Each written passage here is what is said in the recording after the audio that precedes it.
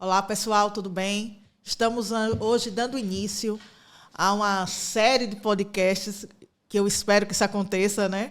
E nós estaremos dividindo aqui a bancada, eu, Leila, advogada, direito de família, direito imobiliário, com a doutora Clarissa, e ela vai se apresentar agora. Vai ser um bate-volta, e a gente vai esclarecer, vai falar de histórias, de vidas de mulheres pretas, nesse dia tão importante, que é o Dia da Mulher Negra e Caribenha. E vamos dividir aqui essa bancada com uma convidada especial. Ela chega já, mas vamos falar agora com Clarissa. Vamos lá, Clarissa. Então, pessoal, boa tarde, boa noite, bom dia para quem estiver aí escutando a gente. Meu nome é Clarissa Marques, eu sou advogada, como Leila já me apresentou. Sou uma mulher negra, né? Vou me autodescrever, né? Estou com um casaco preto, uma blusa do Júlio das Pretas, amarela, e tenho um cabelo curtinho.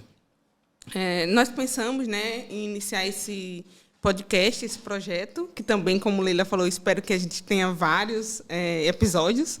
Estamos gostando de iniciar. Pensamos em iniciar no Dia da Mulher Negra, que é hoje, dia 25 de julho, porque é um dia muito significativo e representativo, e a gente entende que a gente não pode deixar passar, né, despercebido esse dia, já que foi um dia que foi conquistado com muita luta, e muita luta das mulheres negras, né, do movimento de mulheres negras, que a gente vai tentar conversar um pouquinho com vocês sobre isso, tanto da nossa realidade, do nosso dia a dia, como mulheres negras advogadas, como também de toda essa questão histórica que envolve o nosso país e a nossa cidade também. Então, eu vou começar fazendo uma pergunta para a Leila, né? Perguntar a ela como ela se descobriu enquanto mulher negra, porque a gente sabe que, numa sociedade racista, machista, todos os istas que existem, não é um processo natural, no sentido de você entender qual é o seu lugar, qual é o lugar que você ocupa nessa história, nessa tradição, nessa cultura. E aí eu queria que ela falasse um pouquinho sobre como foi a trajetória de Leila até aqui. Uma pergunta muito complexa, mas também muito fácil de responder. Eu acho que eu me reconheci, me vi mulher negra muito desde pequena, porque eu sou uma mulher negra retinta. E a sociedade deixa isso muito claro desde sempre, quem você é e que lugar você deveria estar ocupando, né?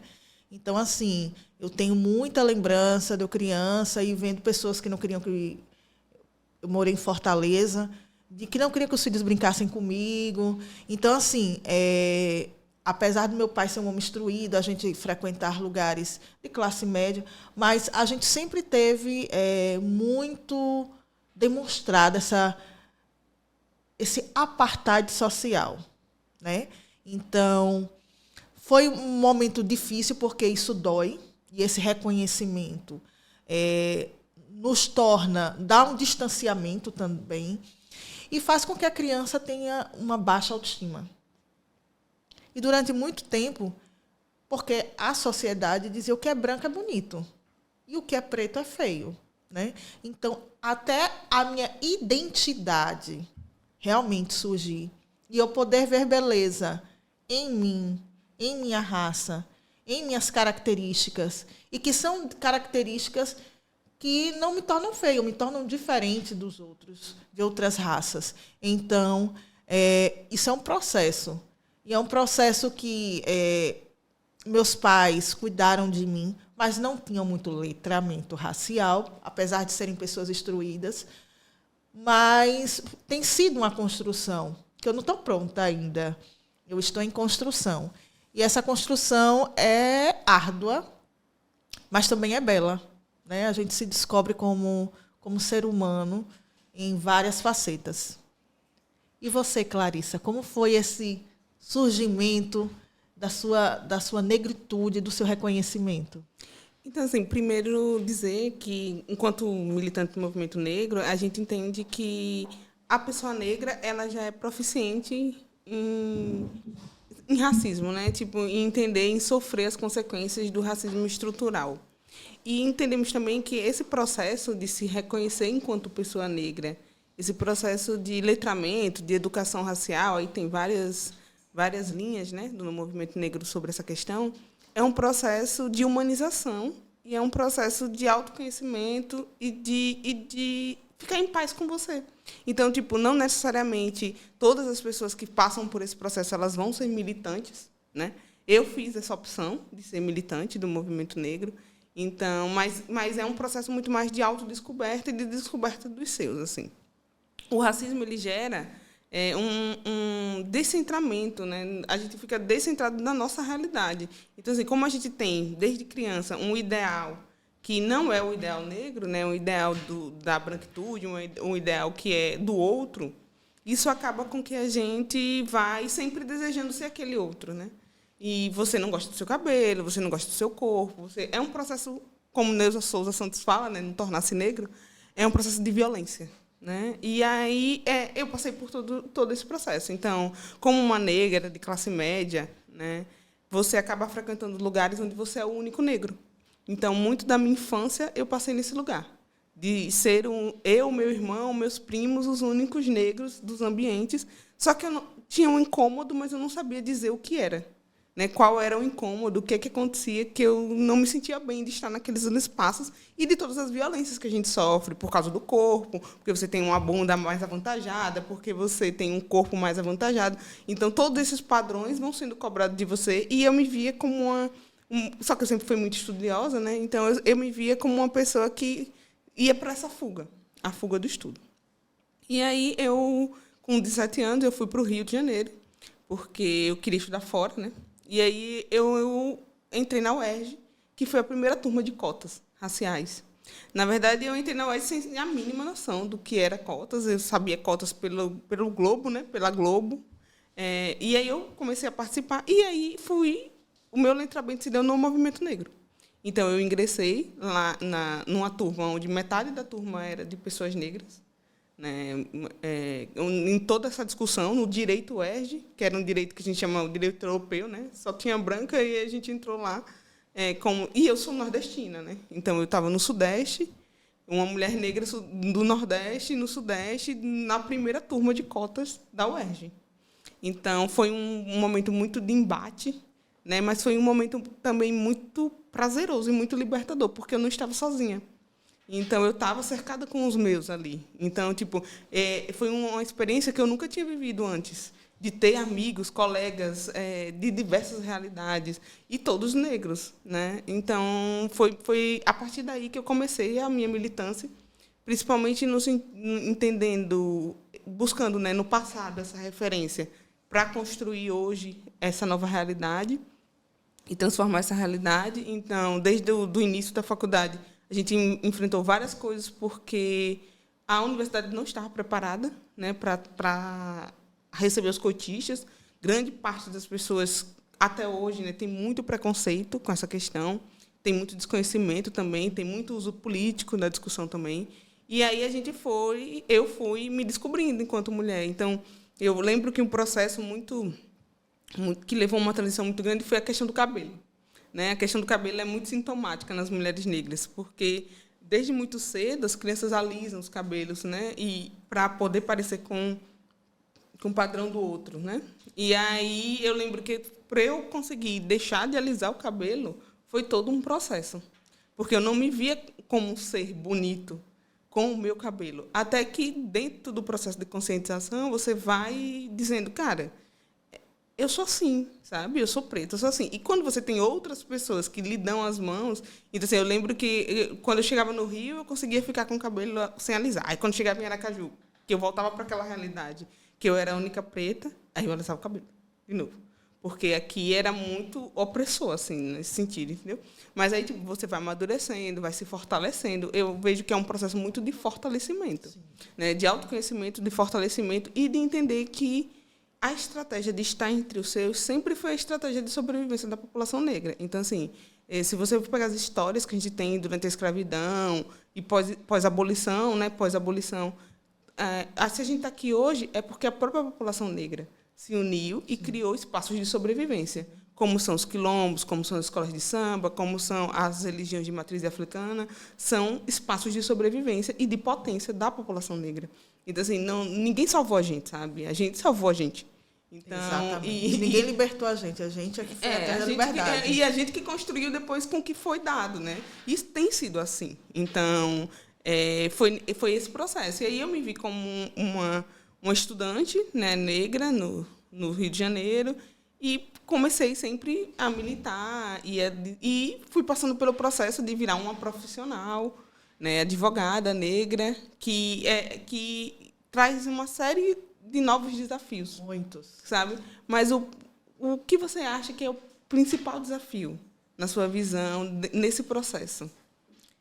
Veja, a minha realidade, que eu trabalho com direito imobiliário, por exemplo, que a gente aí vai falar de direito imobiliário numa grande escala, que são empresas, esse perfil de advogada preta não existe. Não é aceito para essas grandes empresas, né?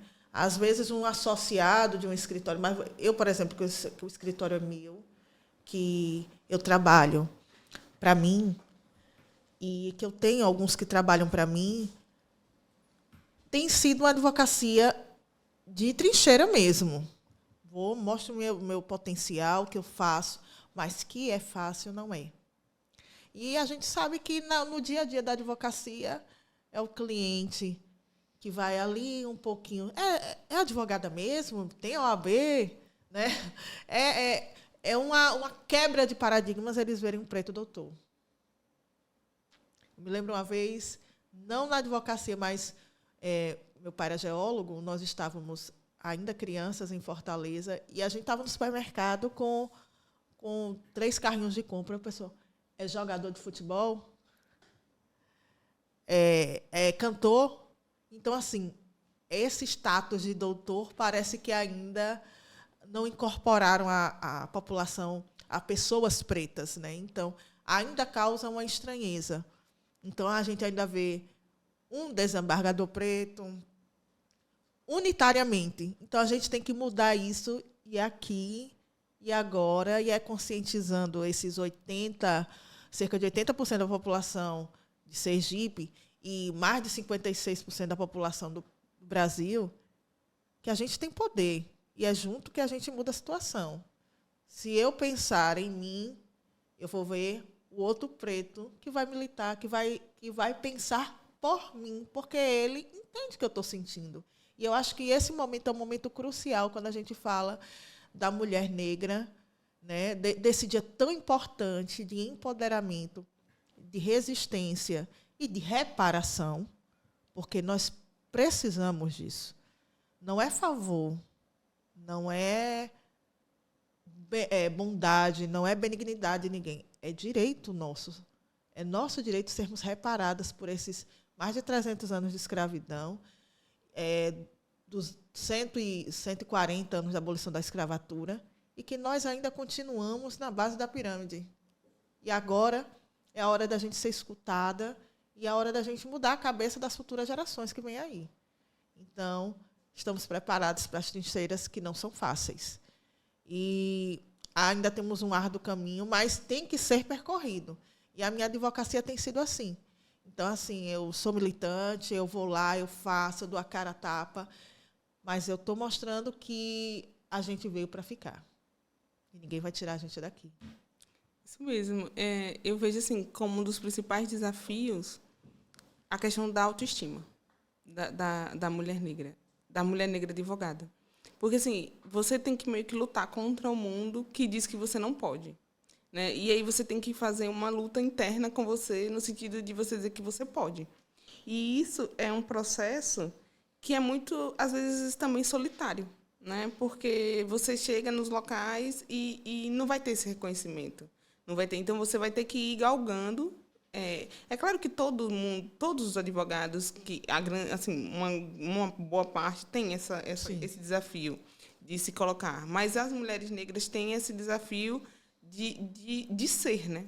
De você poder, de existir, né, naquele local. E de você poder ser o que você é, assim, né? Porque existe todo uma predisposição de um preconceito, de uma predeterminação do lugar que você tem que ocupar. Então, assim, a gente vê, historicamente, casos de mulheres que são confundidas quando vão ingressar no fórum, ou não são reverenciadas no sentido de eu acho que toda vez que você vai no fórum, a pessoa fala, você é advogada? Sabe? Tipo, quando tem 10 pessoas que passaram e ninguém perguntou nada, se é advogado ou não. E aí a gente tem que, ao mesmo tempo, entender que isso é um processo do racismo estrutural e que não é pessoal, né? Não é com você aquela questão. Mas isso também gera marcas que são individuais, então que você precisa estabelecer. Eu advogo na área da saúde, né? Então, já é uma área que é mais restrita, que a gente não tem tantas pessoas... hoje até já tem mais, né? Mas eu advogo já há muito tempo, então, no início não tinham, né? E tem uma questão também assim, da idade, né? Quando você é mais jovem, as pessoas eu acredito assim, que a advocacia é uma profissão da experiência também. Sim. Hoje eu não vou dizer que eu sou advogada de 10 anos atrás, a experiência que eu tenho hoje e a autoconfiança que você tem, que você também vai adquirindo com os resultados que você tem, né? Mas no sentido de entender que eu acho que esse processo para as mulheres negras é muito mais, como a gente fala, nível hard, né? Porque não é só um processo profissional, tem um processo que envolve um ser completamente. Então, no sentido de pessoal, no sentido de sonhos, de perspectivas. Então, assim, uma das coisas que o racismo faz, ele tira a perspectiva de sonho. Então, as pessoas elas não sonham com que elas merecem uma coisa melhor, porque elas foram acostumadas a achar que, não, tá bom, o seu lugar aqui tá bom. Então, assim, eu tenho várias amigas, né, que falam que, quando elas encontram um rapaz, que ela fala, não, eu sou professora, mestre, não sei o quê. Ah, não quero você, não, porque eu queria namorar uma pessoa que fosse caixa. Eu tenho uma amiga que me relatou isso, sabe? Então, assim, e aí vem a questão da solidão da mulher negra, vários relatos sobre essa discussão. Então, assim, mas eu sempre falo no movimento, né, que a gente precisa olhar para as coisas boas. Então, assim, a gente tem vários desafios, mas hoje a gente também tem um fortalecimento da ideia do quilombismo, né, do se aquilombar, no sentido de nos unir para transformar. Né? Então, esse é o nosso chamado. Então, hoje a gente vê, no dia 25, a gente vê várias pessoas falando sobre o dia 25, que é o Dia da Mulher Negra, que a gente vê numa crescente. Né? Cada ano que passa, as pessoas falam mais sobre o Dia da Mulher Negra. E por que é importante ter um Dia da Mulher Negra? Porque assim, os desafios que a mulher negra brasileira enfrenta são diferentes dos desafios das mulheres de outras etnias, das mulheres, porque a gente vem de um processo histórico que é diferente para os grupos sociais e que precisam ser olhados, né, e cuidados de formas diferentes. Então, assim, quando a gente fala da universalidade, quando a gente coloca um paradigma de mulher universal, esse paradigma de mulher universal é branco, né? Porque essa cultura, essa identidade que tem esse paradigma da universalidade, né? Eu falo que é patologia, na verdade, da universalidade. Então a galera acha que é normativo, né? Então eu sou normativo e isso se traduz na cultura. Quando eu falo mulher, o direito da mulher, o feminismo, a discussão, as mulheres negras não estão representadas, né? Como não estão as mulheres indígenas, né? Como não estão as mulheres que são de minorias, como origens ciganas e outras origens, porque esse tipo de construção da universalidade, ela pressupõe um apagamento. Então, ela apaga a diversidade. Quando a gente hoje em dia fala, não, a diversidade é importante, porque o que Leila, o que Clarissa vão falar, talvez uma outra pessoa que vem de um outro lugar não vai conseguir perceber e não vai ver as nuances dessa realidade. E a gente vê isso no judiciário.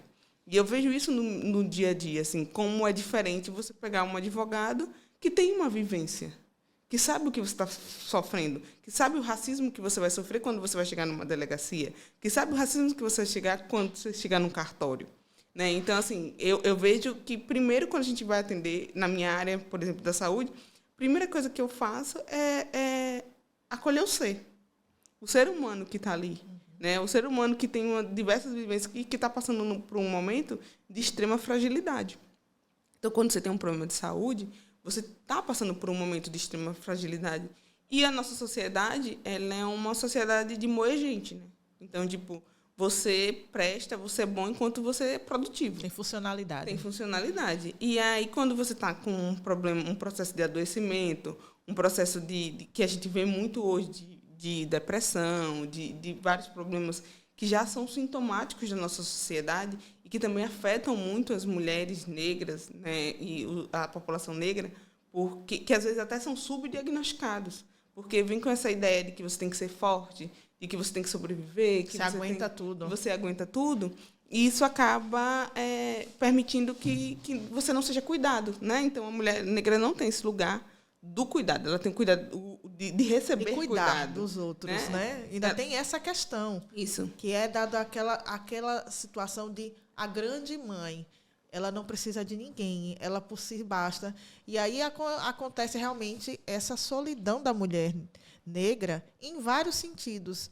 Ela se torna a mãe do lar, a provedora, mas ninguém a vê como um ser humano que precisa ser cuidado, como você está dizendo. Isso. E assim, esse é o nosso desafio, né? De trazer também para o judiciário essa visão da diversidade, porque como a gente tem muito poucos julgadores que são negros, né, que vieram de uma realidade diversa, acaba que a gente tem um padrão racista que se perpetua no judiciário, né? No sentido de falta de diversidade mesmo. Então, assim, não tem como você ter, né, um olhar diferente se você não tem vivência diferente. Né? Por mais que as pessoas, elas... E aí não é, tipo, quando a gente fala de racismo, a pessoa fala que é maldade, sabe? Não é maldade. É uma forma estrutural que foi construída, a visão, e que perpassa pelo corpo. Então, tipo, tem o cabelinho, ele fala isso, o racismo perpassa pelo corpo. Então, tipo, você só vai saber o que é ser uma pessoa de pele preta quem tem uma pele preta. Né? Tipo, não tem como você... Ela se colocar no lugar do outro, sabe? Não existe quando você passa uma série de violências psicológicas. Você não consegue alcançar o que o outro está sentindo, né? Eu acho que é bem isso que você está falando. Isso, e tipo, e entender que, tipo, para a gente avançar enquanto sociedade, alguns locais precisam ser acessados pela população negra, o que vai exigir que outras pessoas se retirem, né? Que essa é a grande discussão. Tipo, porque a gente fala assim, não, beleza, a gente quer equidade, a gente quer igualdade, mas a gente precisa, não tem espaço para todo mundo, né? Tipo, os espaços são restritos. E se a gente quer diversidade, a gente vai ter que dividir o que tem aí. E ninguém quer perder privilégio. Entendeu? E aí vem essa questão da reparação, né? As políticas afirmativas, as políticas de cotas, as políticas positivas, né, que a gente fala, elas tentam compensar essa questão do histórico, né? E aí, tipo, acho que tem 2 semanas, teve uma fala do Lula que ele agradeceu a escravidão, né? Ele foi para a África e agradeceu a escravidão e disse que... aí, na segunda parte da fala, ele melhorou. Ele falou que o Brasil tinha uma dívida com a África, ele estava em Cabo Verde. E essa fala foi muito criticada, né? Porque não se agradece um crime, né? Não se agradece um genocídio da população, né? Na verdade, a gente lamenta e tenta reparar. Com certeza. Só que essa questão da reparação ainda não é uma realidade do Estado brasileiro. A gente tem políticas micros que foram estabelecidas como a política de cotas, que já gerou esse burburinho na sociedade em relação ao questionamento da própria política. Mas a gente nunca entrou para uma discussão efetiva de reparação. Né? E quando a gente fala assim, as mulheres negras lutam por reparação todos os dias, é porque existia um projeto político pensado pelo Estado brasileiro de extermínio da população negra. Então, quando a gente pensa a miscigenação, quando a gente pensa as políticas de embranquecimento que foram pensadas no século XIX para trazer imigrantes de fora, existia um projeto do Estado de clareamento da população. Né? Então, quando a gente fala, não, nós existimos porque nós resistimos, existimos a esse tipo de política. Exatamente. Assim, quando a gente... Porque assim, parece que quando a gente está lutando... não, beleza, teve escravidão lá, e aí tipo, vocês querem um revanchismo histórico. Algumas pessoas falam isso. Eu não fiz nada. O que fizeram, eu não tenho culpa do que... Mas o problema é que as pessoas não observam. E eu vi uma comparação fantástica, usando uma teoria sobre herança. Você imagina o seguinte: seu avô tem uma casa. Essa casa fica para o seu pai, fica para você. Você se beneficiou dessa casa. Essa casa o racismo é a mesma coisa, alguém se beneficiou. E esses benefícios tem que alguém reparar lá na frente. Veja, nós estamos vivendo um momento de grandes transformações na comunidade negra, porque hoje nós temos acesso a coisas que nós não tínhamos, a informação, a conhecimento, né, a voz, mesmo que muitas vezes diminuída, né, porque eles tentam sempre diminuir o volume da nossa voz. Mas é importante a gente saber que essa política de eugenismo, ela era uma política. E, como eu trabalho com direito imobiliário, é impressionante que existe uma política fundiária também para não dar à população preta qualquer possibilidade de posse. Então, nós tivemos uma lei em 1780, salvo engano, que era a lei de terras. E a lei de terras dizia que toda pessoa negra, alforriada ou não, brasileira ou não, e aí já vinha falando dos imigrantes negros que vinham, não poderiam comprar terras. E a população de origem italiana ganhou terras. Então, nós vemos a política de eugênica no Brasil com isso, né? E quando a gente vê o favelamento das cidades e a gente culpabiliza aquelas pessoas por estarem ali, a gente não entende que aquilo dali foi uma falta de reparação. E que nós precisamos mudar isso. E é através da educação, é através do acesso à lei, para não ter encarceramento em massa. Nós estamos vivendo um período de nós, mulheres negras, nos engajarmos também e começarmos a tirar a venda, porque a gente, eu digo pela geração da minha mãe, pela geração da minha avó, que não se entendia, nem queria se ver como pessoa preta.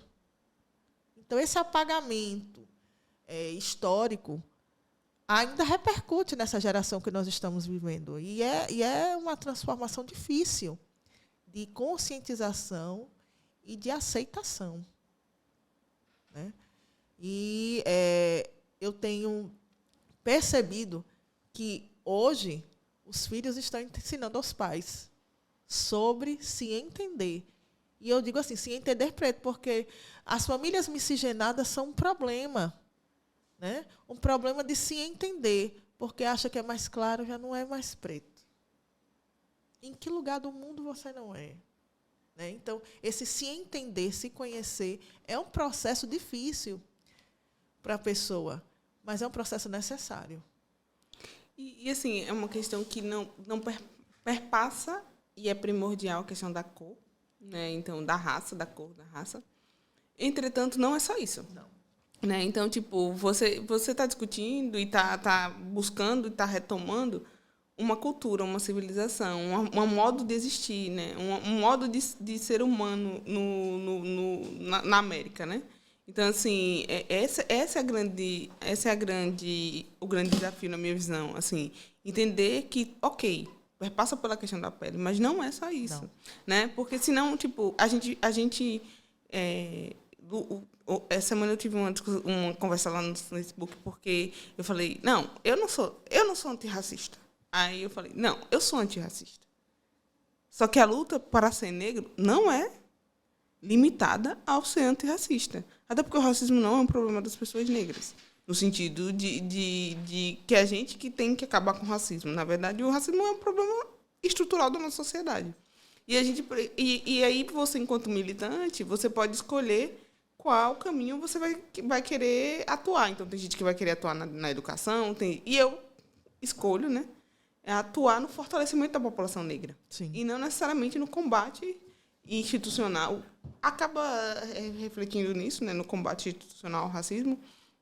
Mas eu acho que a gente só vai conseguir chegar num equilíbrio quando a própria população negra estiver mais fortalecida. Sim. Em relação a essa questão. Então, quando a gente vê que, hoje em dia, vários avanços que a gente tem por causa do movimento negro. Sim. Então, porque o movimento negro se fortaleceu e pautou várias discussões várias questões, a questão da estética, a questão do acesso, a questão da saúde, várias questões. Então, existe N formas que você pode fazer militância, né? Que você pode ativamente agir para a transformação. Que militância é isso, é você agir ativamente para a transformação. Porque eu posso saber tudo sobre racismo, tudo sobre história do negro, tudo, mas eu não quero agir ativamente.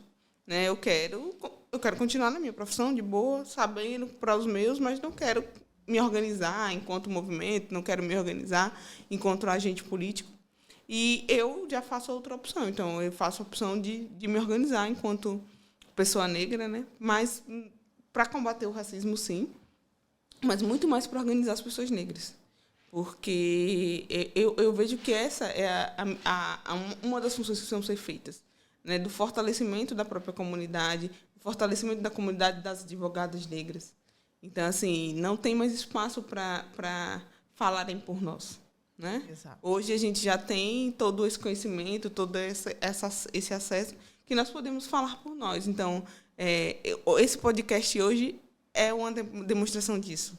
Né? Ontem a gente estava conversando e a gente falou, não, vamos fazer um podcast sobre... Já viemos conversando, né, na construção do Júlio das Pretas, e aí a gente fala, vamos fazer um podcast discutindo sobre isso. O que a gente vai falar? A gente vai falar sobre a gente. Né? A gente vai chegar lá e vai falar o que é ser uma mulher negra advogada em Sergipe, no Nordeste do país, dentro dessa realidade. Porque a gente tem propriedade para falar sobre isso. Porque é a nossa vivência. Então, eu não estou falando sobre uma teoria, eu não estou falando sobre... Por mais que eu entenda que a teoria é importante. É igual o processo. O processo judicial, a gente tem lá as teorias. A gente tem a doutrina toda falando uma coisa, a gente tem a jurisprudência toda falando uma coisa... Mas, quando chega um cliente na sua frente, é o caso daquela pessoa. Então, não tem a regra. Você enquanto advogado, vai ser o instrumento que vai olhar todo esse arcabouço, todas essas ferramentas que a gente tem, né? A ferramenta da doutrina, a ferramenta da escrita, e vai defender da melhor forma possível aquela pessoa.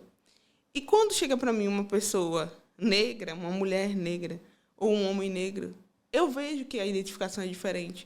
Porque eu sei do que a pessoa está falando. Então, quando a pessoa chega para mim e fala, doutora, eu chego lá, vou no SUS, não sei o quê, e eu sou mal atendida. Eu sei. Eu sinto a dor que a pessoa sente. Porque eu também já passei por isso. Né? Então, assim, você vê que a identificação é diferente em relação a essa questão. Então, na minha visão, é esse tipo de reflexão e de pensamento que, quando a gente traz o pensamento diverso, a gente também consegue sensibilizar o judiciário em relação a isso. Porque, assim, como é que um juiz vai saber dessa realidade se ele está num lugar que ele não sofre isso? Então, tipo, um juiz ele não sabe o que é ir no SUS, ter uma pessoa que está precisando e você ouvir que você não sabe quando vai fazer a cirurgia, ou você não sabe quando você vai ter acesso ao medicamento. A máquina está quebrada. E é a gente, enquanto advogado, que tem que mostrar isso. Então, porque a pessoa, ela não, às vezes ela está doente, ela não tem condições de fazer isso, ela não tem o conhecimento, ela não tem a linguagem, ela não tem o acesso, né? Então, somos nós, advogados, que somos esse instrumento. Então, eu me vejo muito nesse lugar de instrumento para poder fazer a diferença na vida das pessoas. Então, quando chega uma pessoa para mim com uma demanda na área da saúde, eu sempre falo, eu e você contra o mundo. Sabe? Porque, tipo, o sistema de saúde, ele é pensado muito mais para gerar lucro, sabe? Lucro, resultado,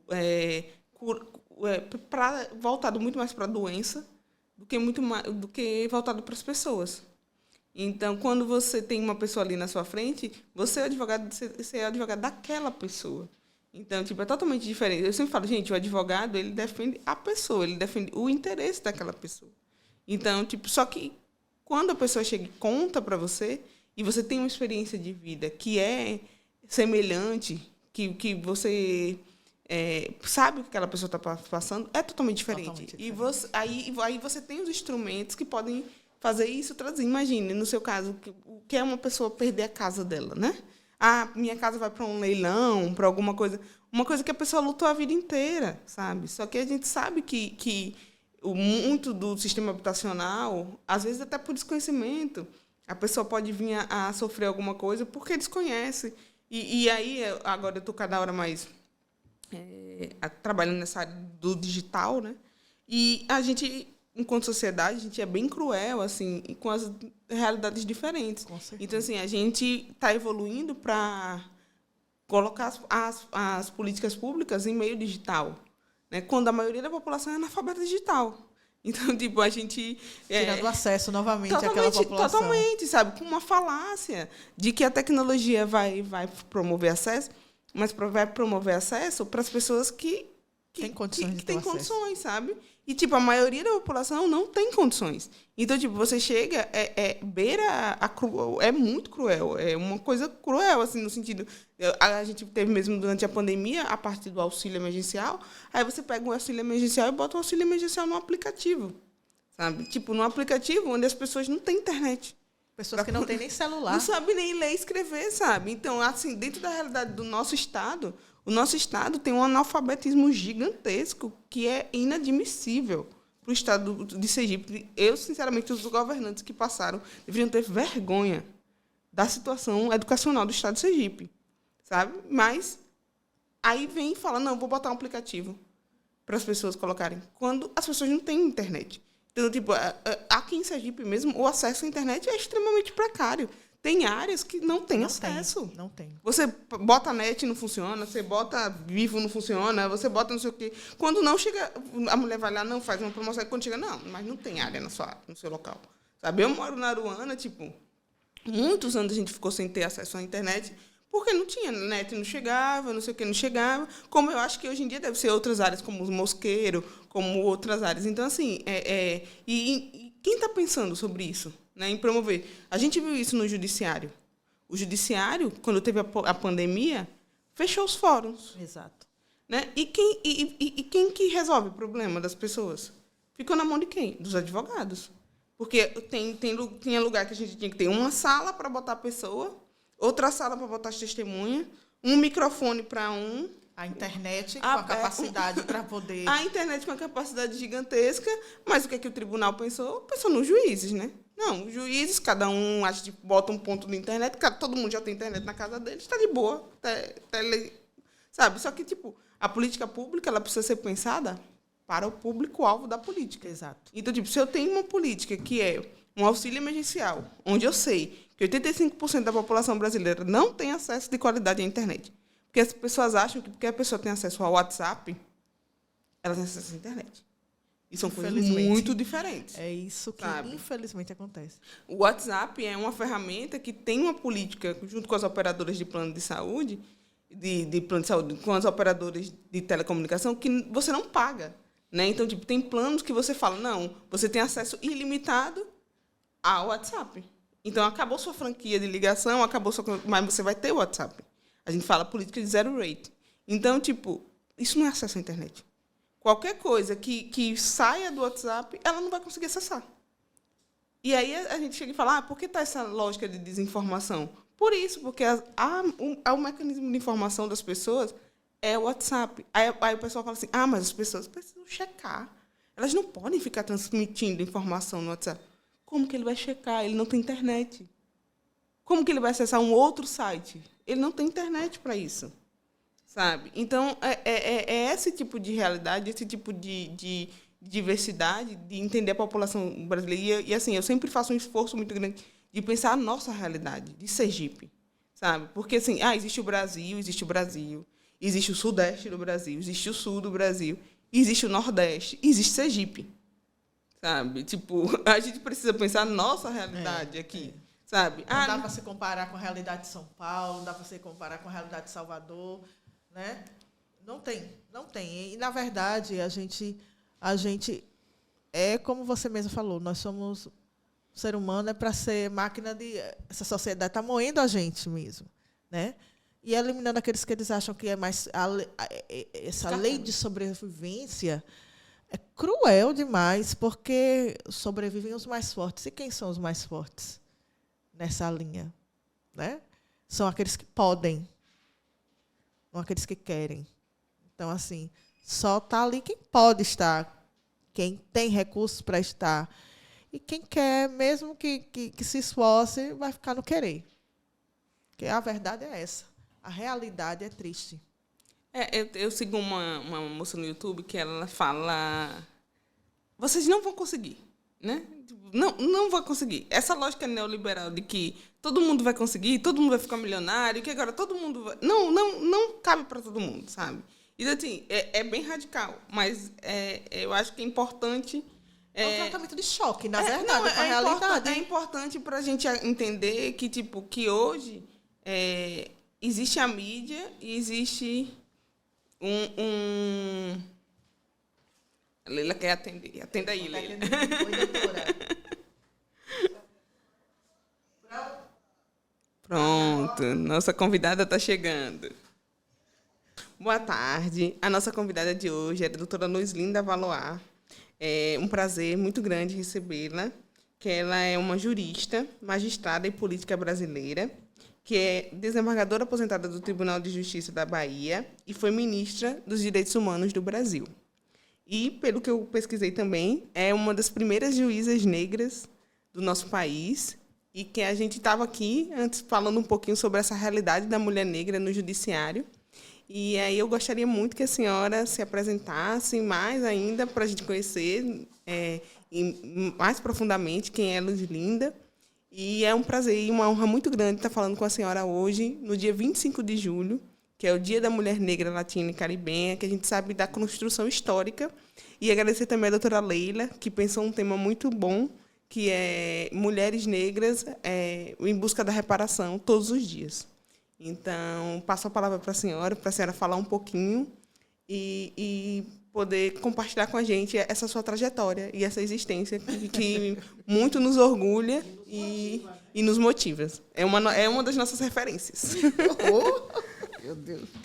Boa tarde, gente. A responsabilidade é muito grande, gente. Diminua um pouquinho, não é? Mas eu estou muito feliz em estar aqui ao lado de vocês. O convite, lógico, irrecusável. E eu, estando aqui em Aracaju, teria que marcar presença. Como realmente estou marcando presença aqui, com muito orgulho, com muito garbo, muito boa vontade, muito respeito a todas as pessoas do mundo.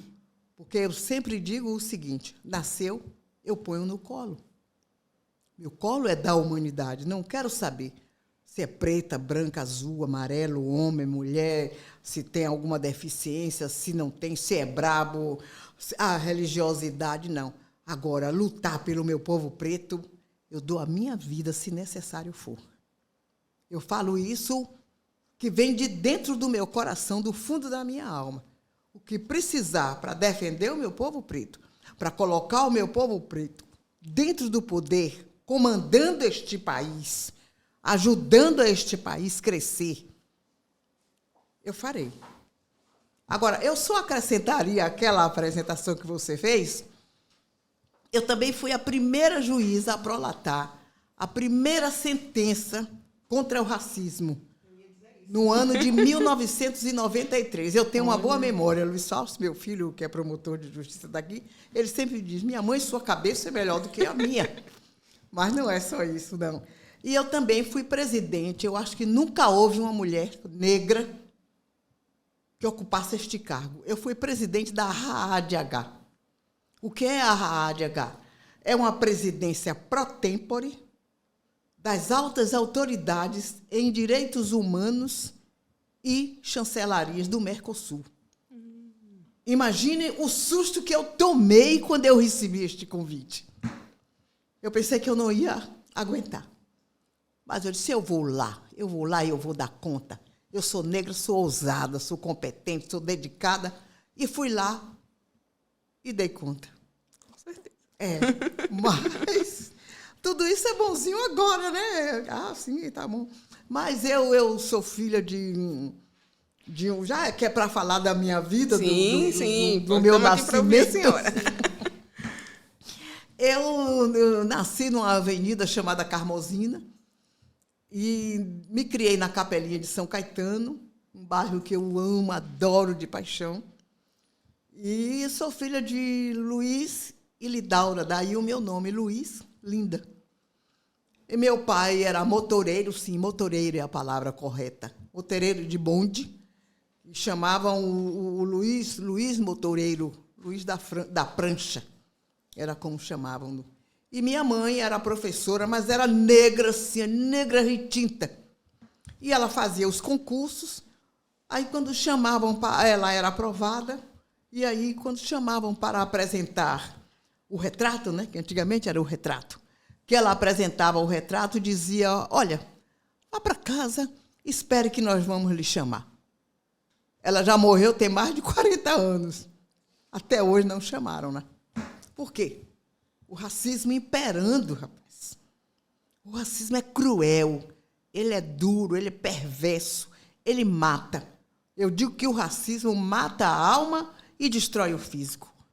Mas ele não vai nos destruir de jeito e maneira.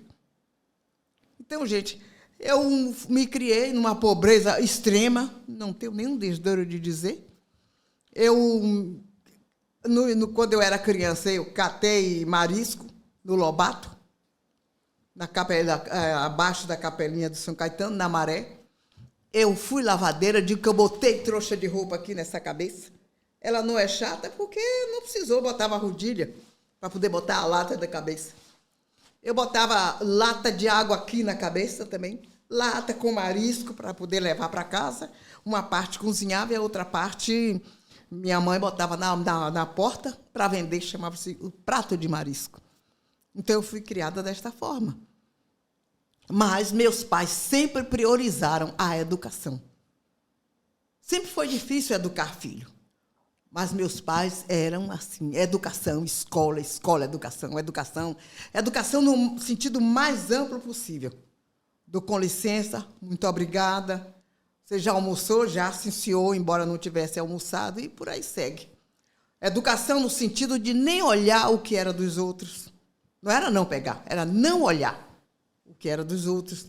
No sentido de respeitar o mais velho, de levantar para dar a cadeira à pessoa que estava ali em pé, que tivesse um pouco mais de idade. Educação ampla em todos os sentidos, como eu acabei de dizer. Mas, com este estudar sempre, eu estudei na Escola 2 de Julho, com muita honra, na Fazenda Grande do Retiro. Depois fui estudar no Colégio Duque de Caxias. E foi lá que eu acho que o professor, pensando que estava me maltratando, criou uma rodovia longa e larga, LL, para mim. Porque quando ele pediu lá o material que meus pais não puderam comprar, aí ele disse, menina, pare de estudar, já que seus pais são tão pobres, e vá fazer feijoada na Casa da Branca, que você vai ser mais feliz. Eu disse, como? Aí saí, fui para o pátio do colégio, chorei. Não, eu tenho que responder a ele. Aí voltei e disse a ele, professor, eu não vou aprender a fazer feijoada na Casa da Branca, não. Eu vou ser juíza e volto aqui para lhe prender. Olha, com 9 anos de idade, pelo amor de Deus. Eu estou com 82, vocês imaginem essa ousadia toda, em que resultou quando eu cheguei em casa. Uma boa sova. Quando eu cheguei em casa mais cedo, meu pai perguntou, o que é que você veio fazer em casa esse horário? Não é o horário normal? Aí eu contei a ele, vá ali atrás da porta, veja com o que você quer apanhar. Se você quer apanhar com a sola ou com a palmatória. Aí eu fiquei pensando qual era que doía menos, né? Aí eu disse, não, eu quero com a sola. Ele disse, filha minha não responde a professor. E hoje eu entendo por que ele me disse isso. Porque sem o professor ninguém chega a doutor.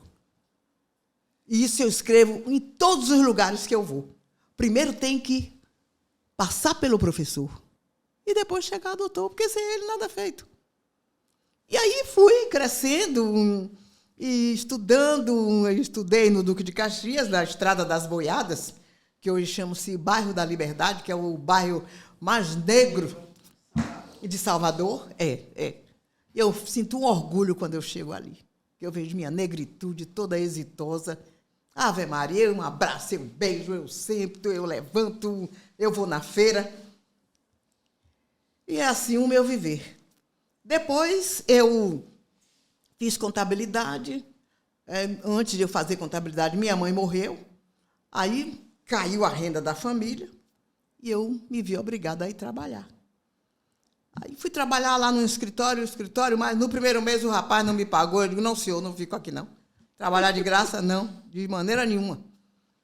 Aí eu saí um dia, fui lá, um conhecido da minha mãe, conversei com ele, ele disse, toma aqui esse bilhete, vá lá amanhã para você fazer um teste. Se você passar, você fica trabalhando, se não passar, volta para casa.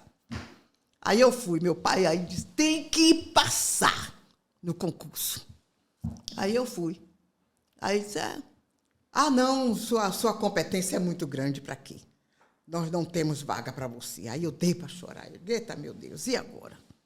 Aí disse, não, mas nós vamos mandar você lá para o DNR, quer ir? Como se fosse assim, uma coisinha, né? Eu disse, vou, mas tem que ser agora. Você vai fazer agora, vai lá agora fazer o teste, se for o caso, já fica lá para trabalhar. Naquela época não tinha telefone, não tinha nada. Era tudo na base do recado. Aí eu disse, bom, eu vou. Aí desci uma ladeira, subi outra ladeira, cheguei lá, fiz um concurso. Aí o resultado disse, olha, só sai à tarde. Eu digo, eu vou esperar. Sem um centavo na mão para comer, nem uma bolacha. Eu disse, mas eu vou esperar. Aí esperei. De tarde, aí me chamaram, olha, só tem uma vaga, e esta vaga é sua, porque você passou no primeiro lugar. Aí eu dei para chorar. Eu disse, e agora que eu quero dizer ao meu pai? Ele disse assim, não, você já tem que ficar para trabalhar hoje, que a necessidade é urgente. E aí eu fiquei. Aí uma colega lá disse assim, não, linda, eu tenho aqui um pão com queijo, eu lhe dou, você toma uma água. Aí eu disse, não, porque eu fiquei tão feliz. Aí quando eu perguntei o salário, um salário mínimo. Gente, imagine só, para uma pessoa que foi catadora de marisco, chegar a ganhar um salário mínimo. Aí eu fiquei logo lá. Aí me mandaram eu datilografar uns negócios lá, né? E eu sempre fui exímia datilógrafa. Aí eu datilografei, isso, aquilo outro. Eram o quê? Contratos para a construção da BR-5 e BR-28. Hoje, BR-101 e BR-324. E aí, pronto, fui crescendo, né, no DNR, cresci, evoluí lá dentro, em alguns cargos, terminei meu curso de contabilidade, aí fui logo promovido para a seção de orçamento, e aí veio a hora do dinheiro, lidar com o dinheiro.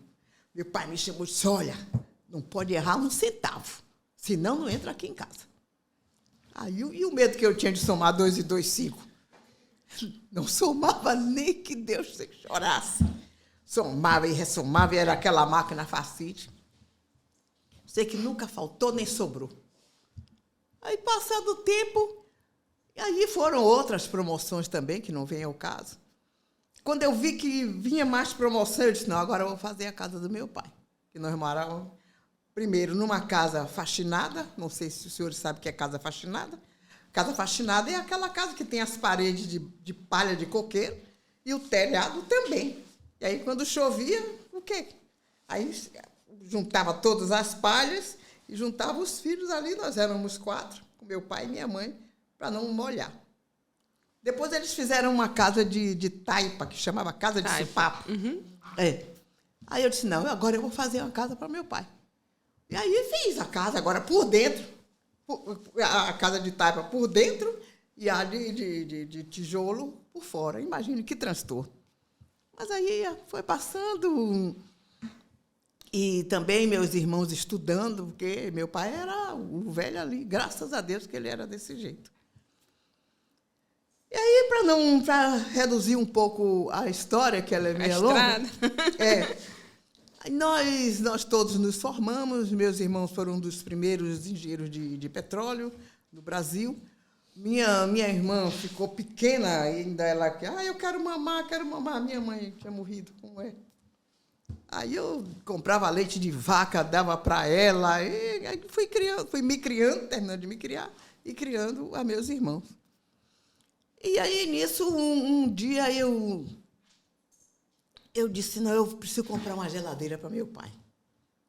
Gente, eu conto isso com tanto orgulho que vocês não imaginam. Cheguei na loja, quando eu falei lá que eu queria comprar uma geladeira, leve logo uma geladeira e uma televisão para seu pai.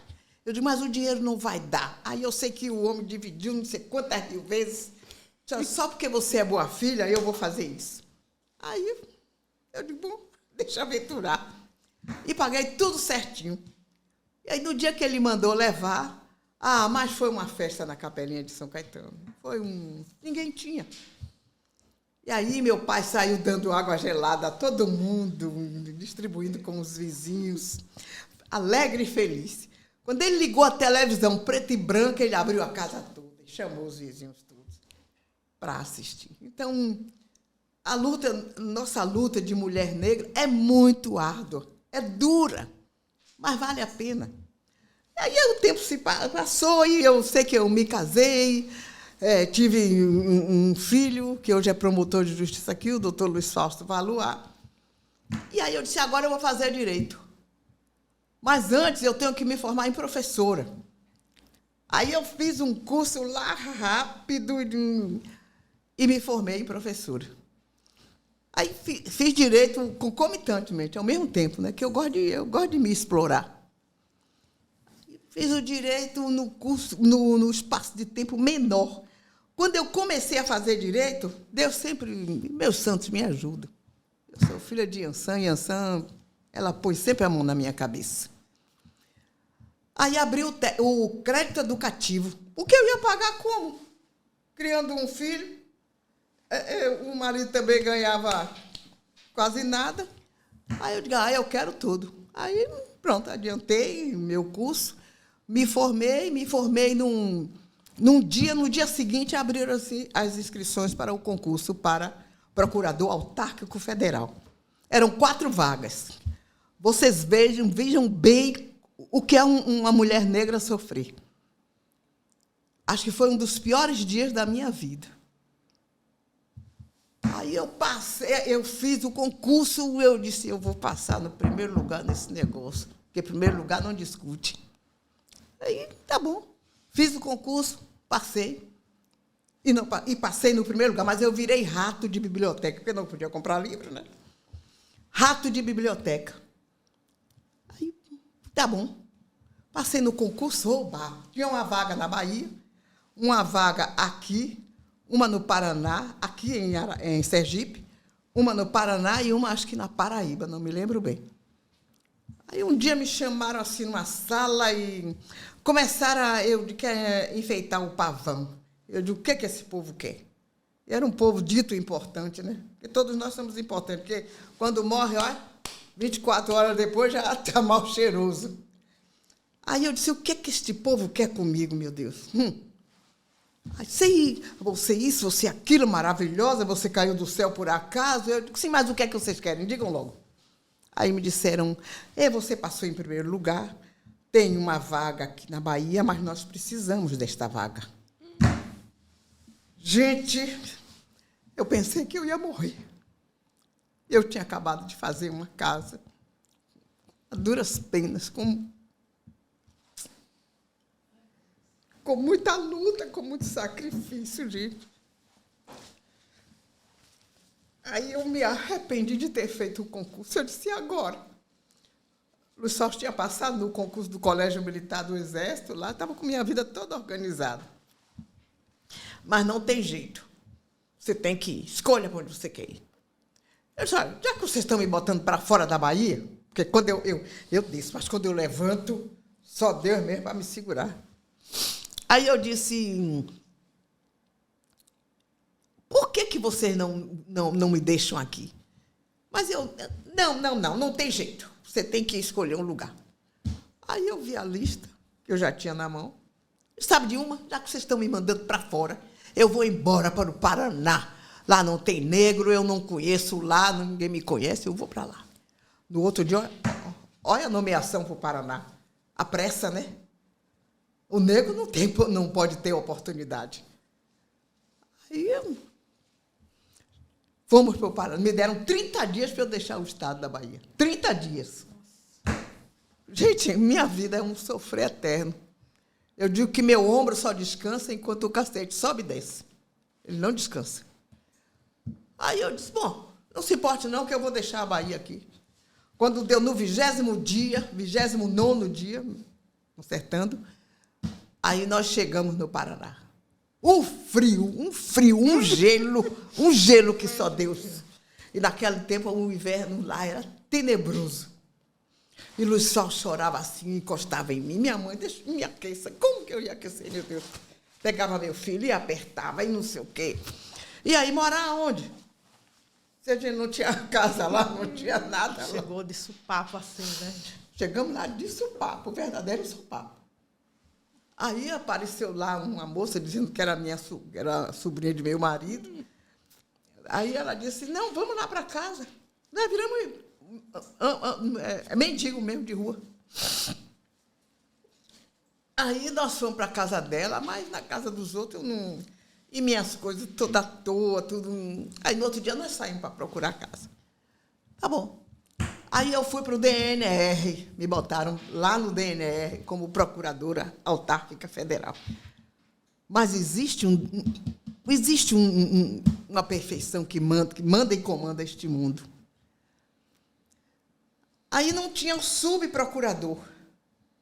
Passado, acho que 48 horas, o procurador-geral me nomeou subprocuradora-geral do DNR no estado do Paraná. Gente... Muita honra, né? Meu Deus do céu, não sei. Desculpem. Eu não sei nem como foi que eu aguentei. Quando eu vi a portaria, eu guardo até hoje, porque para mim é um luxo, é um requinte. Aí eu disse, mas sou eu, doutor Orestes. O nome dele era Orestes. Eu disse, sou eu, doutor Orestes, é você, sim. Ali a cadeira. Aí já estava lá a mesa com cadeira, com tudo. Não era computador, era a máquina, todos os paramentos. Quando eu sentei assim, até hoje, quando eu sento numa cadeira, eu sinto parecendo que... É uma honra, né? Um lugar de honra. Aí eu comecei a trabalhar. Luiz Salles, eu consegui a transferência dele para o Colégio Militar do Exército, de lá. Aí meu marido também tinha feito a administração de empresa, pediu a transferência dele, e aí nós nos instalamos. Tá bom. Aí eu comecei a trabalhar, mas eu sempre fui muito lioa para trabalhar. Processo assim, olha, armários e armários de desapropriação. Ora, eu já trazia minha bagagem de lá da Bahia, né? Então aquilo para mim foi... Aí eu ia, às vezes fazia 10, 12 audiências lá na Justiça Federal. Saía da Justiça Federal, voltava lá para o DNR. E aí, vamos a despachar, vamos a fazer aqueles cálculos, aquelas coisas. E foi descendo. Daqui a pouco, passado o tempo, abriram as inscrições para professor do Colégio Militar de Curitiba, do Exército. Eu disse, eu vou fazer esse concurso, vou passar. Aí fui lá e passei no concurso. Passei em segundo lugar, fiquei brava. Eu não gosto de segundo lugar, não sei o quê.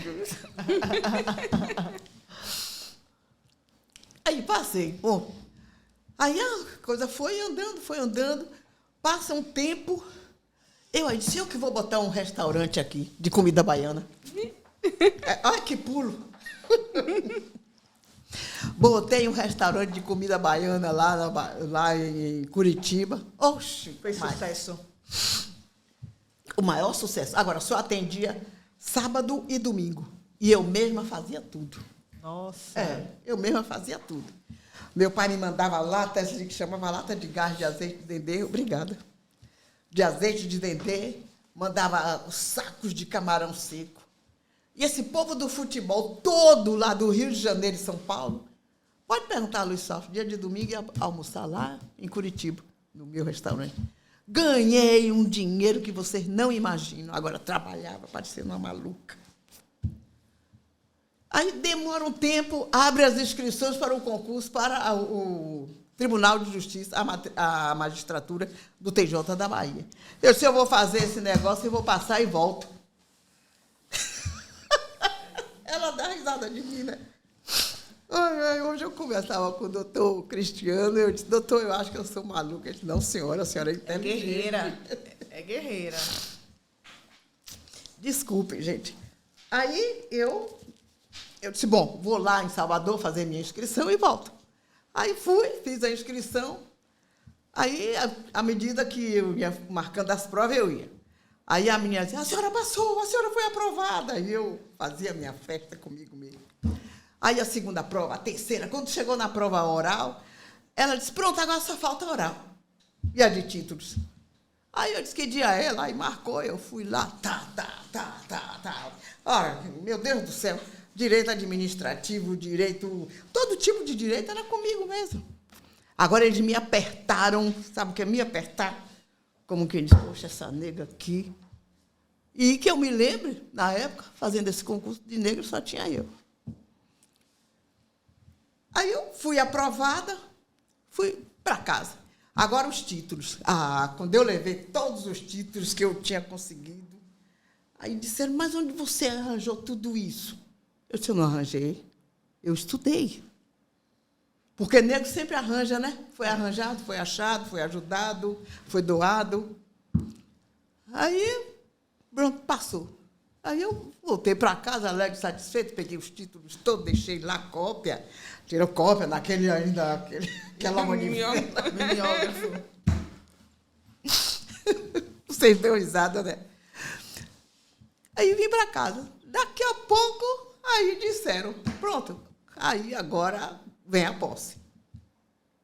Gente, aquele povo todo que me fez as maldades, aí vieram me abraçar. E eu recebi os abraços de todo mundo.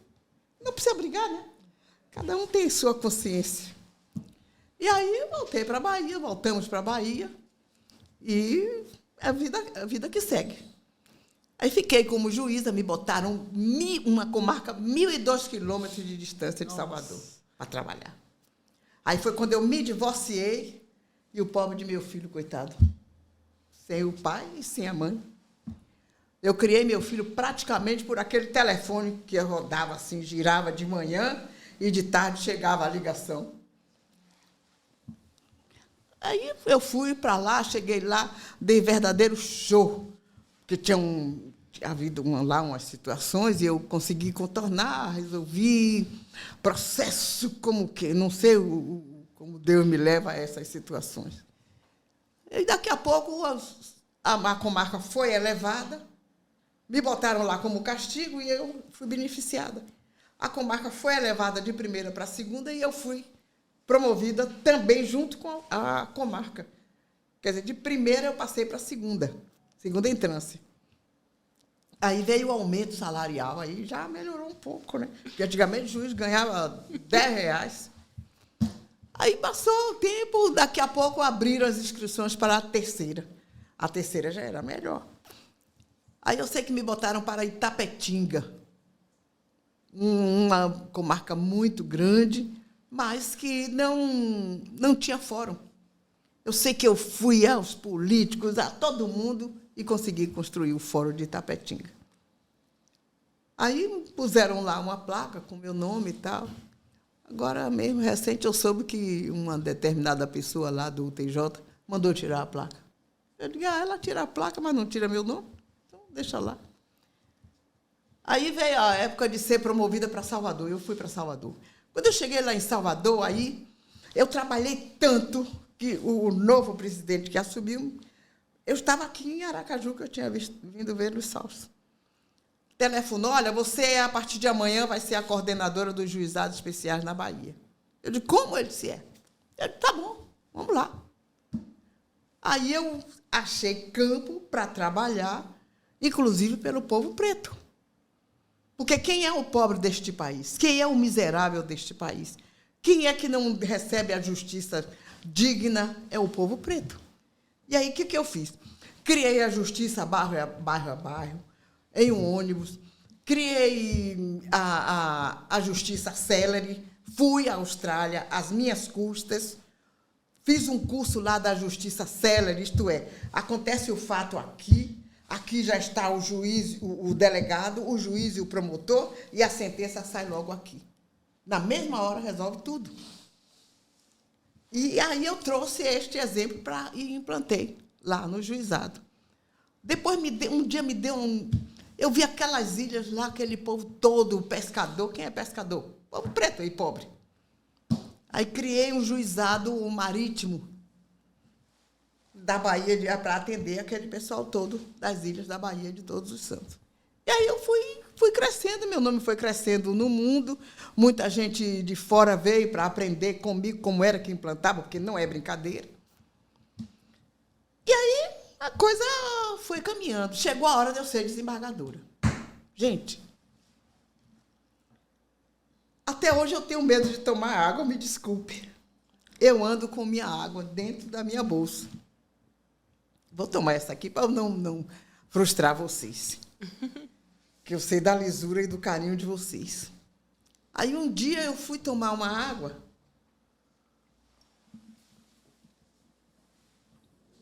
E algo me disse assim, não tome essa água. E eu não tomei.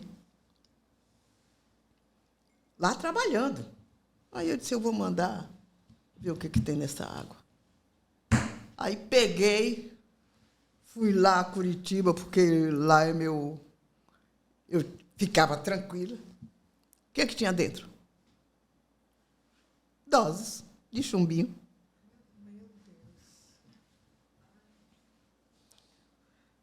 Já passei por tudo que vocês puderem imaginar, e mais um pouco. Aí eu disse, não, a partir de hoje é água e café na mão. Tanto que eu uso sempre bolsa grande. Até hoje, o café nem tanto, que eu não tomo mais tanto assim. Mas a água, eu sempre ando com ela dentro da bolsa. Onde eu vou, eu levo minha água. Criei a mania, o hábito, sei lá.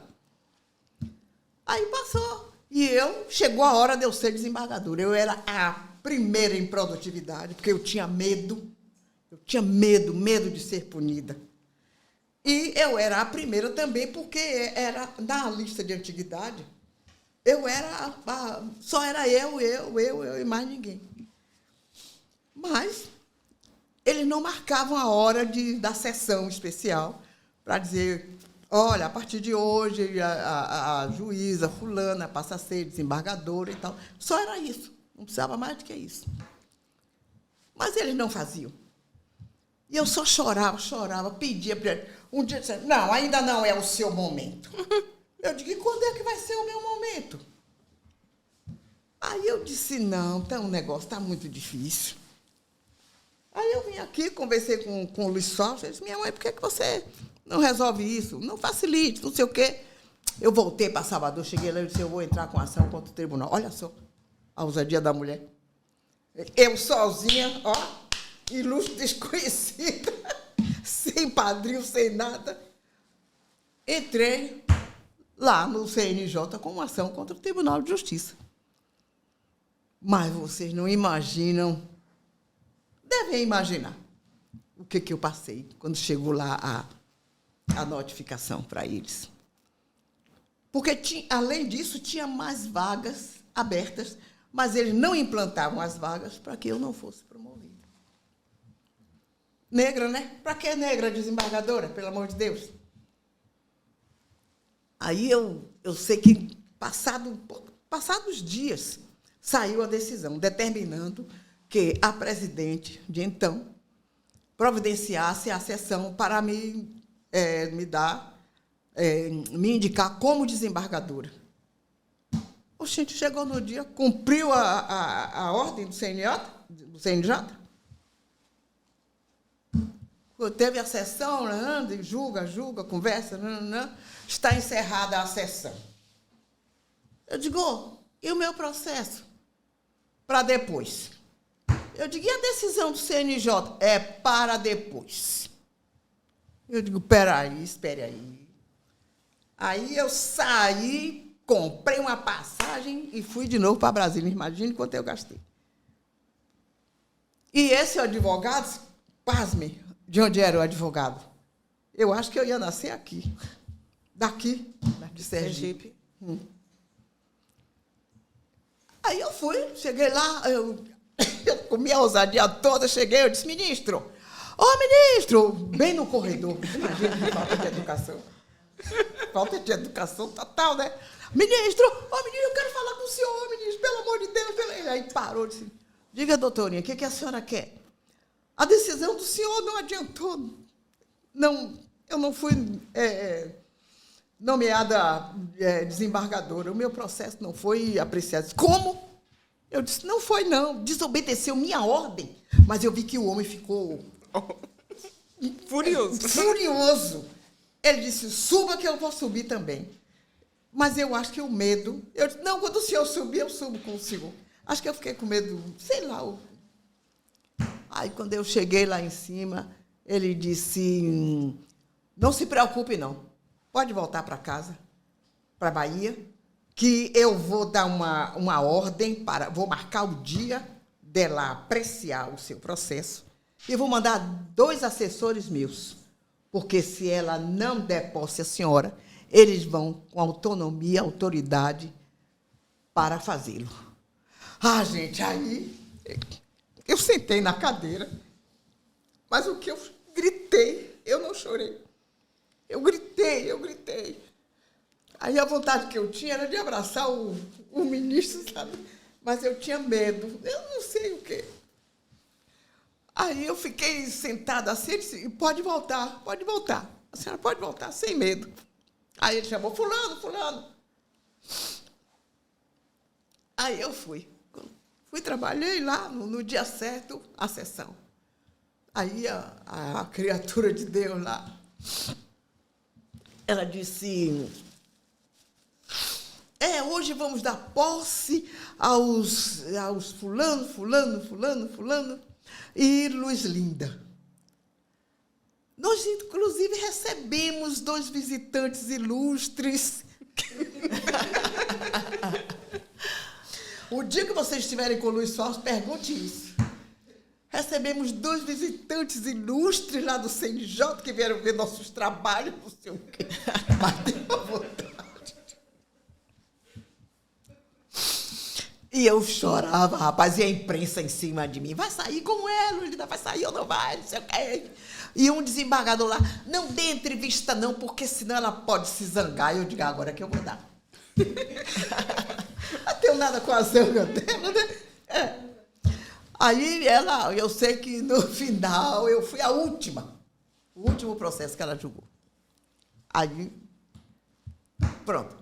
Eu estava nomeada desembargadora. Mas tem aqueles atos processuais posteriores, né? Aí eu sei que lá minha irmã, ela disse assim, amanhã nós vamos diplomar vocês. Aí tá bom. Mas minha irmã, que eu chamo ela a mulher dos números, a mulher, ela entra assim, ela vê tudo no olhar. Aí ela disse, Aí ela, desembargadora, amanhã que horas? Porque amanhã tem 24 horas no dia. Colocou na parede. É isso mesmo. Porque eu acho que eu fiquei tão feliz que não me Nem amanhã. Amanhã, né? Aí dava a noite, você não veio, não chegou. Aí ela marcou, 10 horas da manhã. Rapaz, aquela negritude toda da Bahia. Mas sabe o que é? Um dia da minha felicidade, meu Deus. Não foi por mim, foi pelo meu povo. Aquele povo todo foi lá para o tribunal. Acho que nunca tinham entrado no tribunal, porque os tribunais assustam, né? São sempre prédios suntuosos. E aí eles chegavam assim... Aí eu, venha. Eu virei aquele guarda de trânsito. Vinha, entre. Aí, daqui a pouco, está todo mundo lá. Ela botou lá na sala dela, né, da presidência. Daqui a pouco, quando... Isso eu preciso demonstrar. Quando eu estou assim, em pé para começar lá a tal da sessão, aí chega um varredor de rua, com a vassoura na mão. Negão da cinza, cor desse seu casaco. Ele segurava a vassoura e me olhava. Aí ele dizia assim, queria dar um abraço na senhora. Eu disse, vem, meu filho, me dê, vai ser o melhor abraço que eu vou receber na minha vida. Aí ele segurou a vassoura com uma mão e com a outra mão ele mais me apertou tanto. Deus do céu, meu pai, obrigada por aquele momento. Aí ele deu para chorar, deu, e a autoridade lá E tempo de explodir.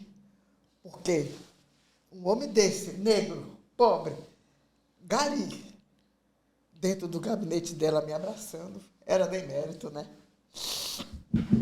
Desculpe, gente. Não, isso aí... Mas tem coisas que eu preciso contar para que vocês não passem. Aí eu sei que eu tomei, assinei o termo de posse, teve aquela formalidade toda. E Luiz Fausto demorou um pouquinho. Aí eu disse, Luiz, quase 10 horas, Luiz Fausto não chega. Se ele não chegar, eu vou embora 10 horas.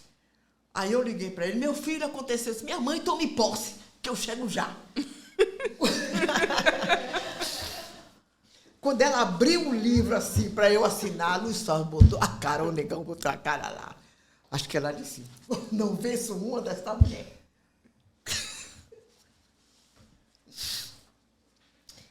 Aí começaram a me chamar de feiticeira, não sei o que lá, não sei de coisa. Racismo religioso, né? É um racismo religioso, minha filha. Eu não escondo minha religião. Aí passou, mas tinha um outro momento, que era o momento da medalha. Era um outro dia, acho que era no dia seguinte, uma coisa assim.